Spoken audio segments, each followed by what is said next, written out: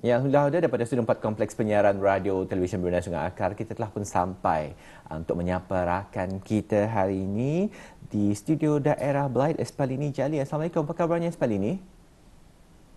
Waalaikumsalam warahmatullahi wabarakatuh. Alhamdulillah saya dan juga rakan-rakan setugas pada pagi ini semuanya dalam keadaan sehat ya. Alhamdulillah.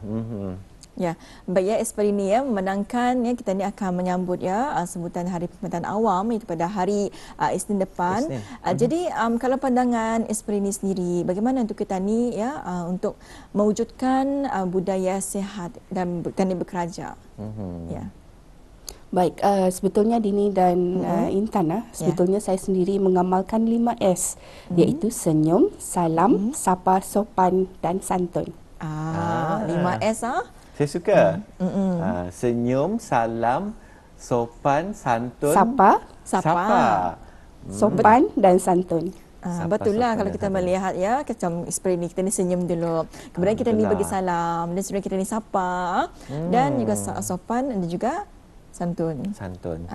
Alhamdulillah Satu ya. perkongsian yang cukup baik sebenarnya.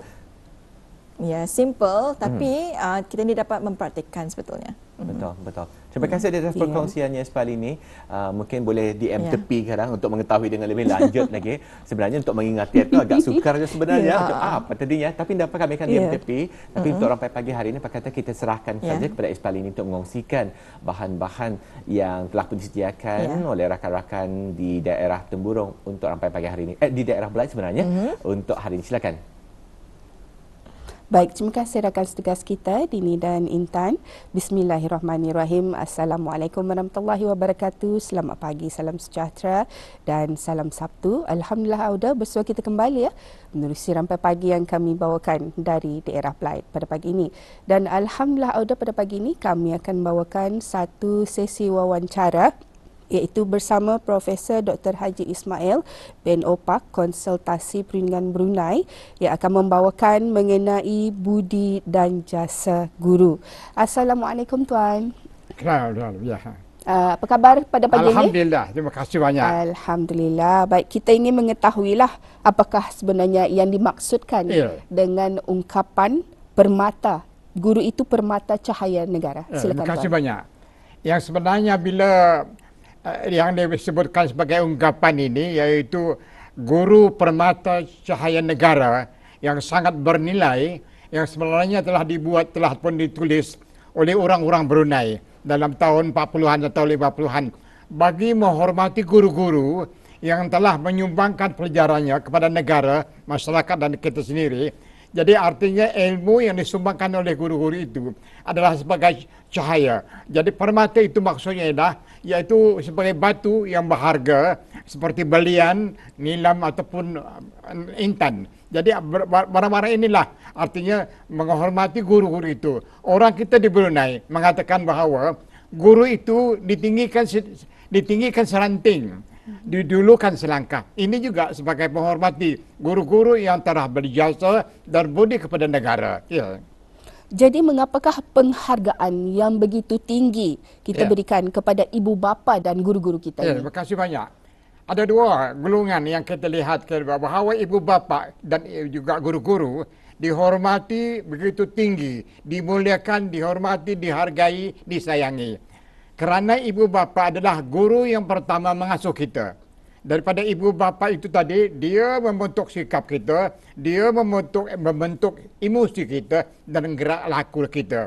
Jadi inilah guru kita yang pertama, ibu bapa. Yang kedua adalah guru kita yang mengajar ilmu, yang membuka ilmu untuk kita, ialah guru kita. Daripada A sampai ke Z, daripada 1 sampai 10 dan lain-lain itu. Artinya, kedua-dua orang ini dihormati, dimuliakan, dihargai dan disayangi kerana ini jasa mereka itu yang kita tidak terbalas. Oleh sebab itu penghormatan sebagai orang yang faham dengan ilmu bahawa inilah orang-orang yang perlu dihormati, ibu bapaknya dulu, lepas itu guru-gurunya. Dua orang ini, dua insan ini, kita tidak akan terbalas budi mereka. Walaupun kata orang bahasa falsafahnya, sepenuh air di lautan, setinggi di tanah di daratan tidak akan terbalas. Oleh sebab itu, oleh sebab itu pengertian penghormatannya begitu tinggi dan begitu berharga pada masyarakat kita. Ya. Baik, saya tertarik dengan ungkapan yang Tuan ungkapkan sebentar tadi. Ya. Tinggikan seranting, dulukan selangkah. Ya. Sangat cantik ya ungkapannya. Ya. Ini bahasa yang indah. Bahasa yang cantik dan indah dibuat oleh orang Brunei untuk menghormati guru-guru itu. Bila dikatakan tinggikan seranting, guru-guru itu kerana ilmunya, tinggikan dia, dulukan dia kerana kita hormat ilmunya. Yang kedua, dulukan selangkah. Maksudnya lah kita hormati dia, biar dia jalan dulu kerana ilmunya, kerana pengetahuannya itu, maka itulah kita menghormati. Oleh sebab itu bahasa yang indah ini yang dikatakan guru-guru itu ditinggikan seranting, didulukan selangkah. Itu dia. Baik. Bagaimanakah guru-guru mengekalkan semangat untuk melihat anak-anak bangsanya sentiasa terpelajar, berilmu dan juga beragama? Ya, terima kasih banyak. Nak mengekalkan semangat guru-guru yang bersara ataupun tidak bersara ataupun masih bertugas, dia mesti ada dipanggilkan dalam bahasa Inggerisnya core value of spirit dan core value of thinking. Jadi artinya cara berpikir dan semangat itu dia mesti berdasarkan pada 3 value ini, 3 harga ini. Pertama, dia mempunyai niat dan harapan. Niat dia sebagai seorang guru melihat anak-anak bangsa dia, iaitu berilmu, terpelajar, berilmu dan beragama. Yang kedua, dia kerana ada niat yang baik ini, dia sanggup berkorban dan mempunyai inspirasi ataupun semangat yang begitu tinggi. Yang ketiga, dia akan berdoa.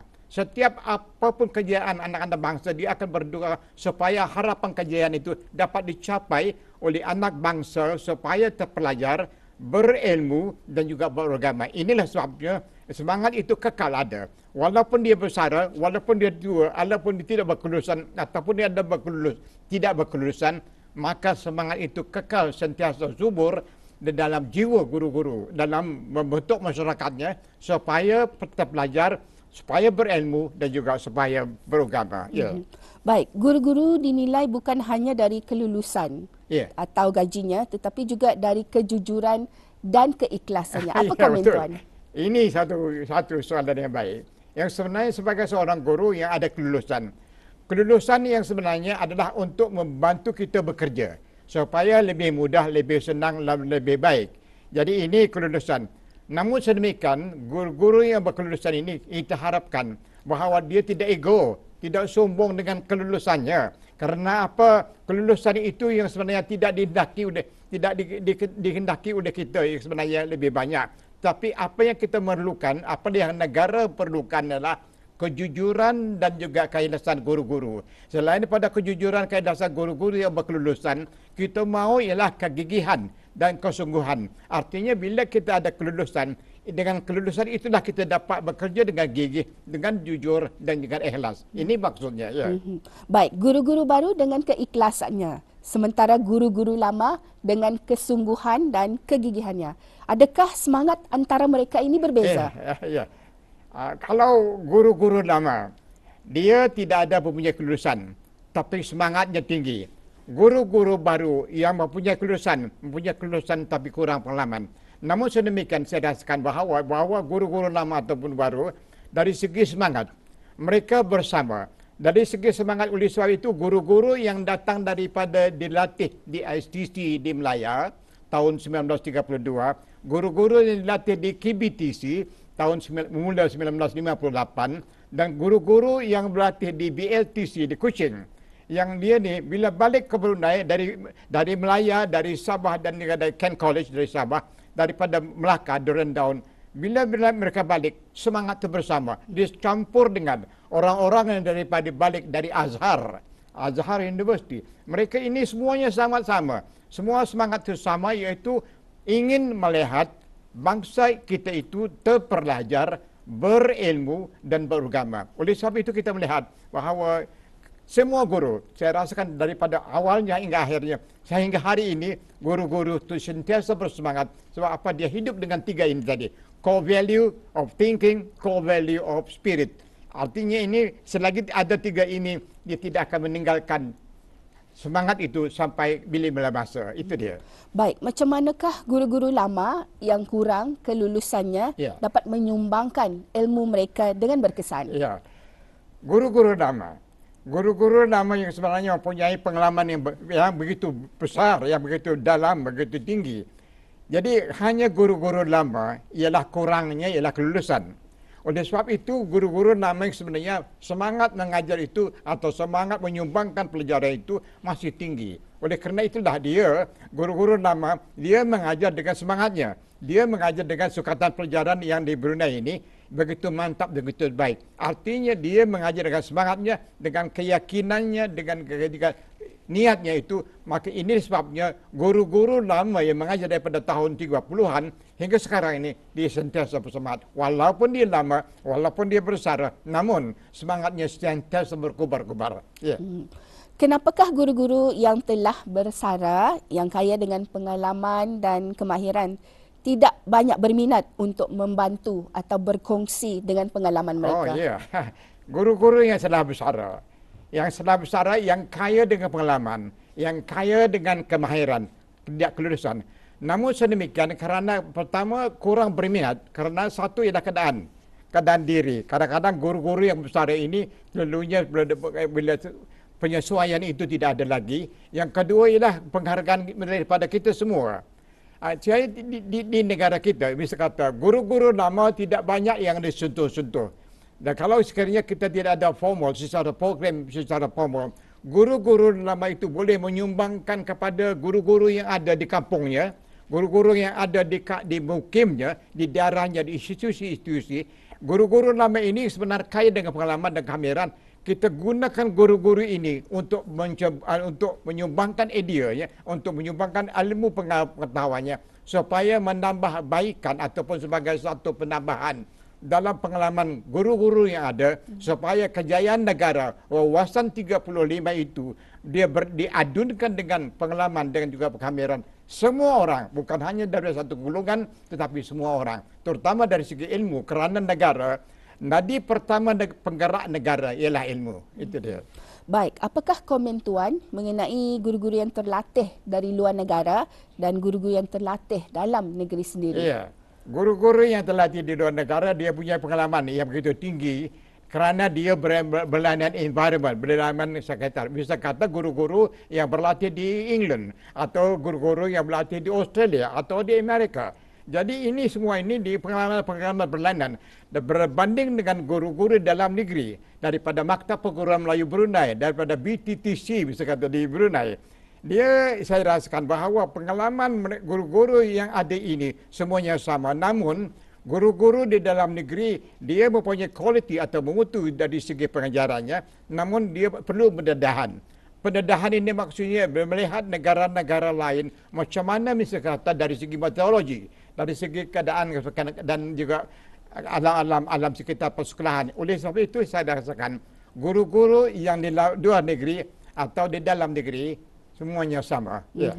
Baik, alhamdulillah. Itu dia tadi Tuan, sedikit perkongsian mengenai budi dan jasa guru, di mana dengan ungkapan guru permata negara dan juga tinggikan seranting, dulukan selangkah untuk diberikan kepada semua guru-guru yang berada di negara Brunei Darussalam. Baik, terima kasih Tuan dengan perkongsiannya. Assalamualaikum. Waalaikumsalam.